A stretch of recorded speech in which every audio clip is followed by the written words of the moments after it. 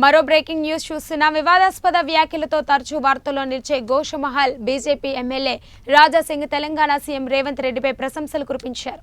నిజమైన ముఖ్యమంత్రి అంటూ ఆకాశానికెత్తారు. తెలంగాణలో కొత్త గోశాలల నిర్మాణానికి రాష్ట్ర ప్రభుత్వం తీసుకున్న నిర్ణయంపై హర్షం వ్యక్తం చేశారు. ఈ నిర్ణయం తీసుకున్న ముఖ్యమంత్రి రేవంత్ రెడ్డికి ఆయన ధన్యవాదాలు తెలిపారు.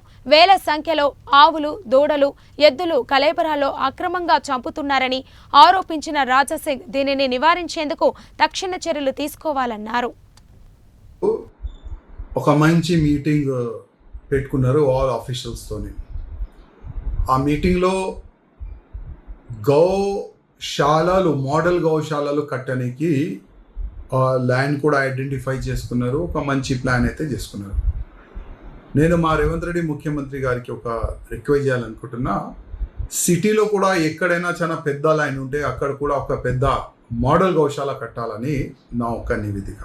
ఒక స్పెషల్ టాస్క్ ఫోర్స్ని నిర్మించండి.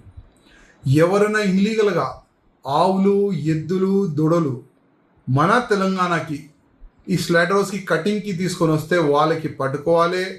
అదే ఆవులు, అదే దూడలు, అదే ఎద్దులు మీరు కట్టిన మోడలైజ్ని షిఫ్ట్ చేయాలి, అక్కడ షిఫ్ట్ చేయాలని నేను కోరుతున్నాను. అదేవిధంగా ఒకవేళ అది ఒక మంచి టాస్క్ ఫోర్స్ టీమ్ గౌరక్షణ గురించి మీరు తయారు చేస్తే దానికి ఒక సభ్యుడిగా మా కూడా పెట్టాలని నా ఒక నివేదిక.